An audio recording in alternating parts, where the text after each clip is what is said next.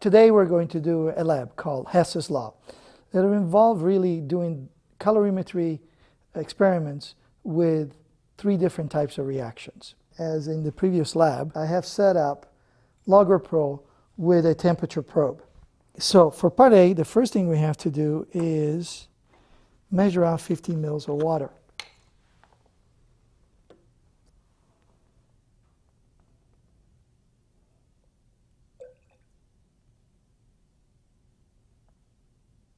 Now, we need to put the 50 mils of water in the calorimeter.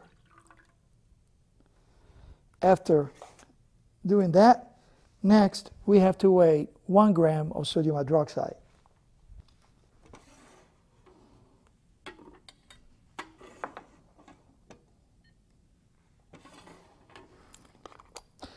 Now, we have to move quickly with sodium hydroxide because it is hygroscopic, which means that it absorbs moisture from the air as it sits exposed to the air.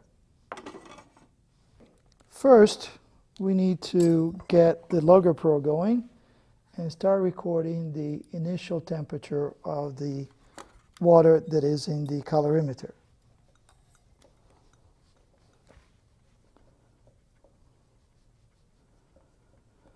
Well, it looks now we have a steady temperature being recorded, so at this point I will add the sodium hydroxide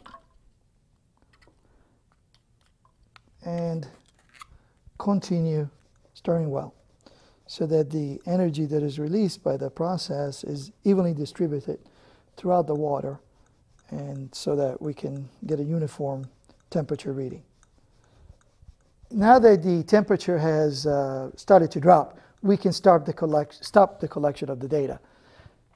It is your job now to go to the Logger Pro graph that is being provided to you and from that extract the initial and final temperatures for this particular part of the lab.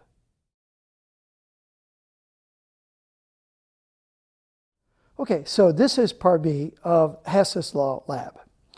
In this lab, we're going to actually measure the energy released by the mixing of 2 dilute solutions, one of sodium hydroxide and one of hydrochloric acid.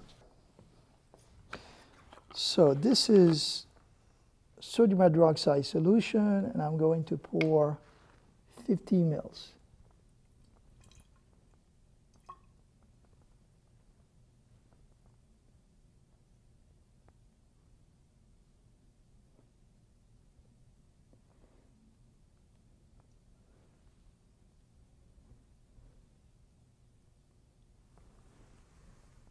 Okay, if it is not exactly 50 mils, you will need to record what it is.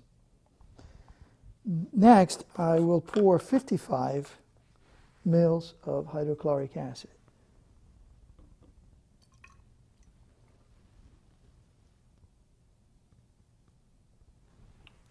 Again, if it is not 55, please record what it is. So now, I already set up Logger Pro to record the temperature for this particular reaction of part B. First step is to pour the sodium hydroxide solution in the calorimeter and begin recording the temperature of the sodium hydroxide solution.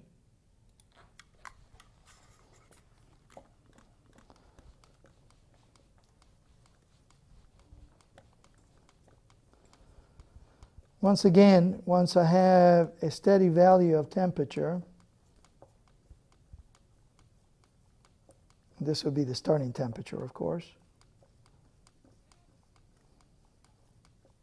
and we are there now, I will add the hydrochloric acid solution and continue recording the temperature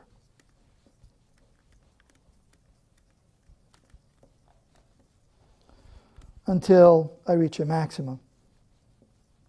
Again, stirring vigorously is important so that the energy is spread out evenly throughout the solution and the temperature recordings are uniform.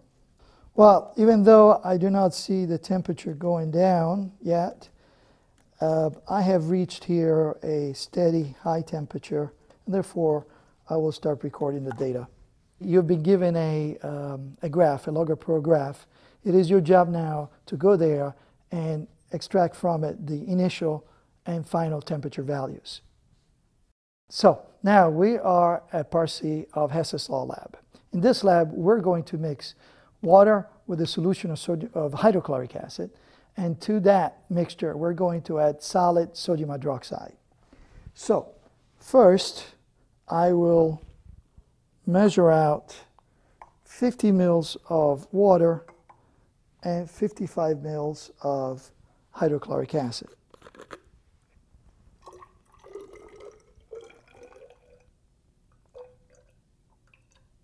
That's water. And this is the hydrochloric acid.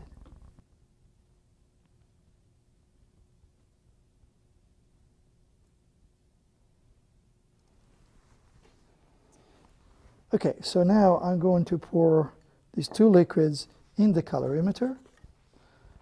First the water.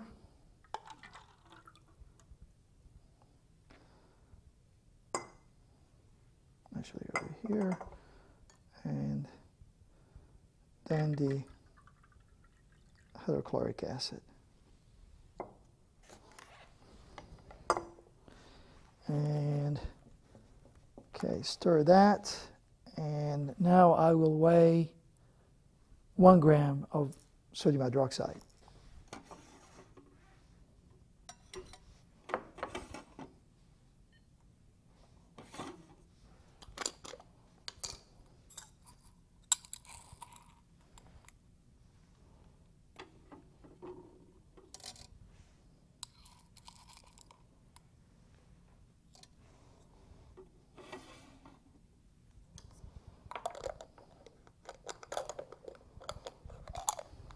Okay, so now I'm going to get LoggerPro going and recording the temperature of the solution.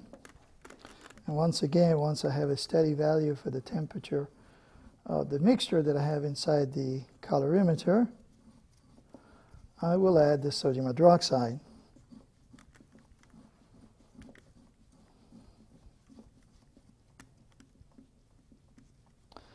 Okay, I reached a steady temperature, and now I will add the sodium hydroxide.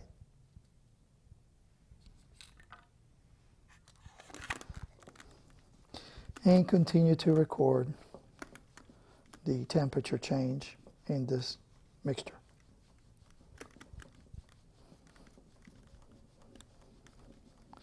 Well, the temperature now has begun to drop, so now we're going to stop collecting data.